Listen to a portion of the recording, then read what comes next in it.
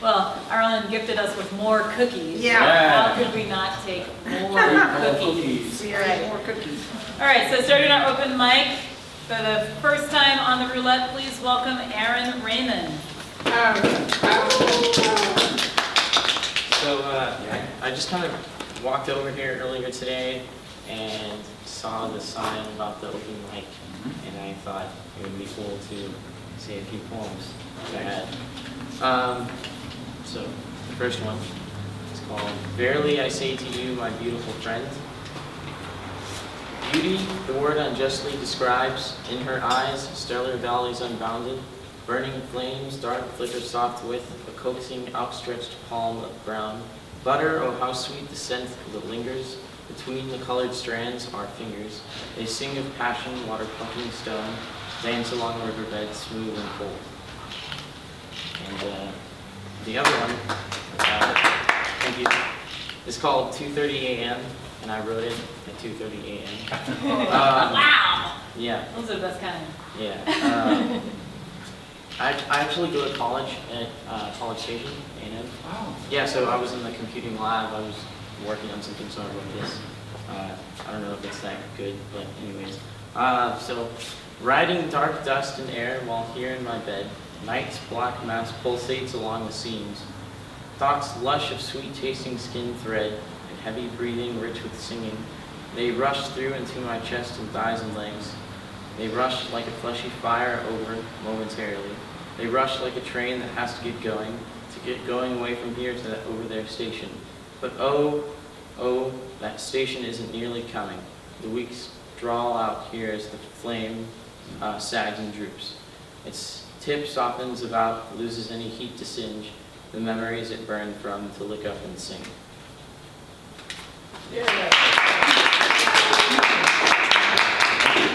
Next up, Jack R. Curtis. Jack.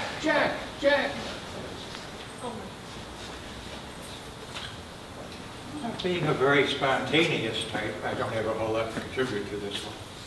But I do remember when I was about 6 years old, I was playing with a friend across the street down in the basement. His mother was down there changing the latest little girl's diapers. When she went upstairs to get a fresh diaper for her, I just had to go over and take a look, see what girls look like. And I felt this great urge to kiss a little girl's butt. I couldn't figure out what that was all about until finally, 30 years later, Desmond Morris came out with his Naked Ape book, in which he opined that the buttocks were a built-in sex symbol. It was left over from the days when he did it from behind.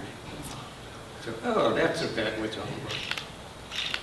And he also opened my eyes to a lot of other things. Like, I heard we were descended from monkeys. Everything became clear to me. But all the things I was scratching my head over what people did. And about 2 years later, I guess I was about 7 years old, I was climbing a tree and I had an orgasm. I knew it was not deliberate because I didn't have a clue what an orgasm was in those days. But after that, there was no accident. I was up in that tree every day for 2 years. Finally, the tree dies, and I had to move on to other things.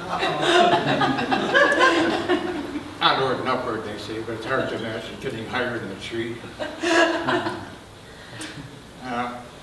My main takeout from that was that men seem to be able to get off on most anything. I think I could get off on the vending machine if I wanted to.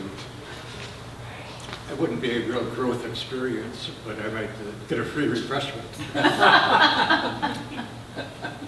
It's your fault. It's not my fault. Or I'll take blame. And Nori, you lucky duck, you get to follow that. Yay. Okay.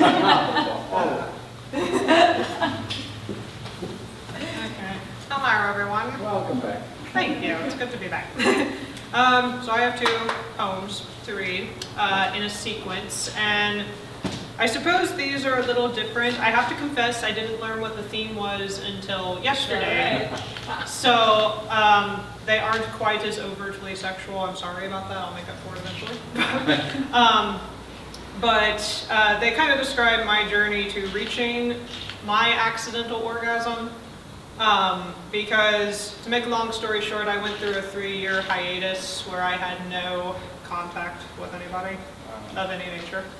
I don't know how I survived, I jacked off a lot, but anyway, so first poem is called Drinks with Jezebel. Jez loves margaritas thick with salt, the sweet bitterness of lime. I love the bite of gin and tonic, acrid with venom. We talk about the ones we loved, who may have loved us, but loved other things more. Fuck love, I say. But I'm in love with her, Jez replies. She's just too sexy to resist. I sip my gin, pretend it's rose wine shared under stars in field of lupine with the lovely sky over Texas, pretending a little sweetness in this world that just won't give. Jez and I, we're hopeless. Strong, independent women equally comfortable in stilettos or combat boots, and come armed for the fun of a battle of wits or fists. Beautiful, crazy, stupid girls who dream on cold silk pillows of boys to love our rose petal switchblade selves. Wow. All right, part 2. It's called I Did Not Mean to Love You. Any more than a bluebonnet asks to be warmed by the sun. I chose love as I chose food, breath, sleep, poetry. I believed was enough. It does not hurt like love. Leaves the eyes wet, body spent, heart cut out by obsidian dagger. Another sacrificial slave to this strange religion that after all the gods have died, still rules supreme over tiny human lives. I prayed in the name of every woman whose heart was ever broken. Dear love, fuck off! I trusted you once, I tasted you. Bitter, sharp as cactus thorns, not enough to go around, so accept my donation of a white dress to a lost soul feeling starved. Sincerely, the one who knows better. I would have bloodlet if it kept love away, but she laughed and tossed a gold sun at my feet, warming the ice, preserving my heart, green sea to sleep, too long.